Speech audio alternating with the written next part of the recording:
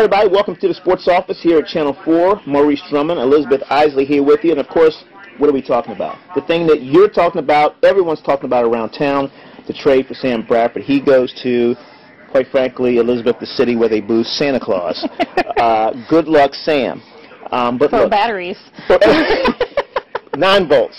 They like 9 volts up there. But, you know, let's talk about that trade, because really when you think about it, Sam Bradford, and I think, first of all, let's start this way. Let's start with how will we remember the 5-year era of Sam Bradford. I'll start off by saying I remember draft day. I remember Roger Goodell with the first pick of the 2010 draft, the St. Louis Rams select Sam Bradford. And with that announcement, there was so much promise for this franchise. He was the face of the franchise. He was Sam the Ram.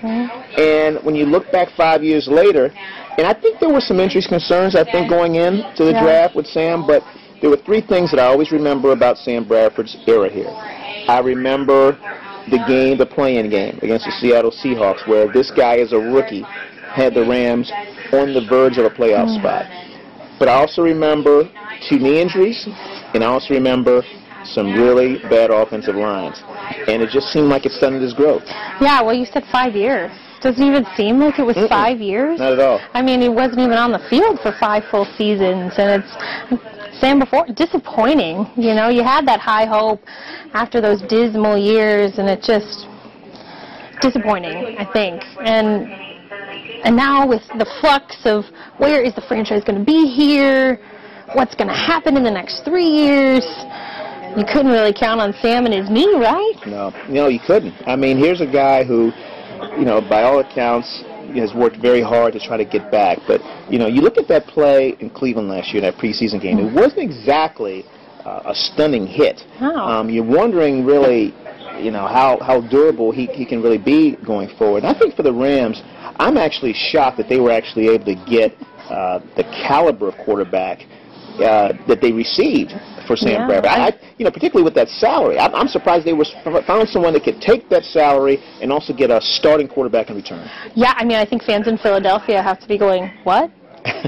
Just like with the other moves that Chip Kelly's making. Yeah, what's going on? We've lost all these people now. Where are we going? And now we're bringing in a guy who can't stay on a field for a game. He can't even get through a preseason now. So it's you know, it's definitely something that's puzzling. I mean, kudos to Les Snead for being able to get something done. I mean, they get a draft pick in return.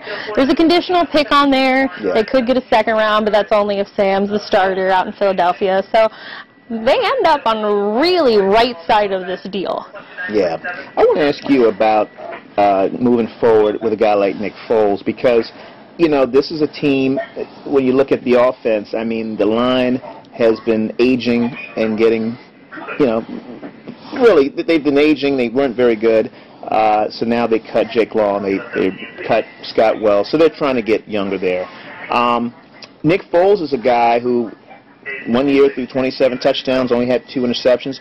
Not sure if that's a product of the Chip Kelly system, but now you have a new guy coming in here. I guess when you look at a guy like Nick Foles, at times he has shown that he can be a pretty good quarterback. Yeah, and the team, the city needs somebody who's going to at least step up, and I can see Nick Foles stepping into that line, no matter where that line ends up, in terms of personnel and talent. Can see him stepping up, and I mean, he had 7 touchdowns in 1 game. I think, you know, barring the Raiders game that the Rams played this past season, any Rams fan would love 3 touchdowns in 1 game. So if they can get a little bit more from that, but, you know, they keep putting the pieces in place. But it's got to be up to the line now, right? I mean, everybody kind of thinks they're a quarterback away. You and I have talked about it. We don't think they're just a quarterback away. No. They need a line. They need other pieces. Certainly this is a step in the right direction.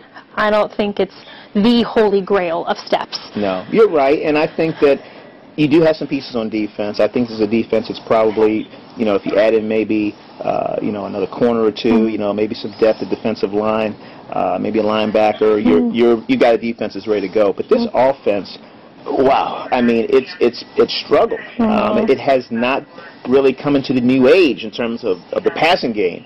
For the most part, the offensive line has had trouble protecting the quarterback. So I think now, for the first time really in 5 years, you're now forced to find yourself a quarterback, which you've now found.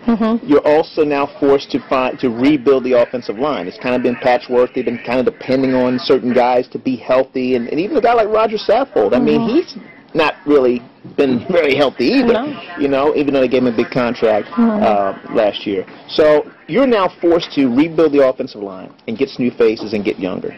You're forced to go with a new quarterback. There's no waiting to see what Sam does. You do have a new quarterback, and now you also have to look at some receivers, get some people that can run around and make some plays. So I think the identity of this team now switches now that Sam is gone. Yeah, I mean, it's so. How long will Nick Foles be a St. Louis Rams quarterback? We don't know. How long will St. Louis Rams be the St. Louis Rams? Right. I mean, it's certainly got to be one of the first days in a while that there's been positive news, right? I think you take this as a positive for the team, but it's one crazy day. First day of free agency for sure. It's a crazy time. I don't know. It's going to be interesting. I mean, we're kind of down on the season.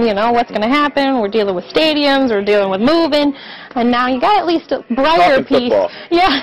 We talked about. We're talking football. So that's nice. One final thought as we close up. Just looking ahead to the draft.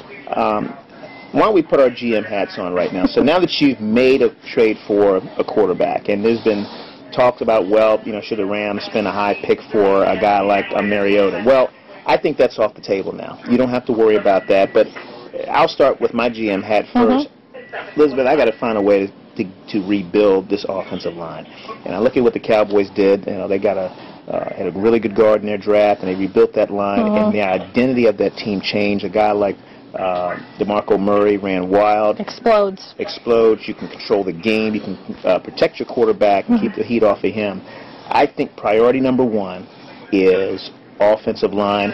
But they're also saying that a guy like Amari Cooper from Alabama, who's an excellent receiver, also could be there at number 10. But if I had to stack 1, 2, 3, and we'd love for you to do this at home, what are your top 3 priorities for the Rams? I'm going to say offensive line, receiver, and I'm going to say linebacker. What do you say?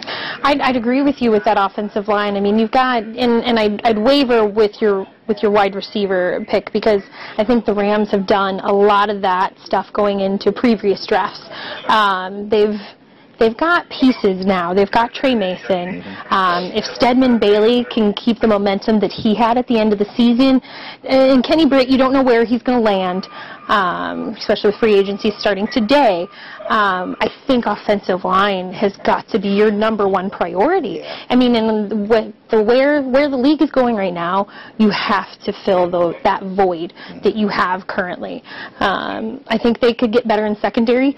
I think they're kind of finding their way after a while, having different pieces that didn't quite fit, especially in a Jeff Fisher defense. So I'd put that offensive line up there number 1 too. I don't waver from you there for sure. So yeah, and then I'd go for some secondary, maybe some linebacker. Yeah, like you said. Yeah. So we basically, and I'm sure that we love to get your reaction to everything we've talked about today, and of course you read Elizabeth on all of our apps and CamelV.com. You see me on Channel 4. We'll talk a lot more about the draft, of course, as it gets closer here in the spring. But for now, Sam Bradford, after 5 years, Sam the Ram. Sam no longer the Ram. No, he's going out to Philly for some cheesesteaks and probably a lot of booing if he doesn't do well. Right. Good luck, Sam. Good luck. Good luck, Sam. For Elizabeth, I'm Maurice. We'll see you later from the Sports Office.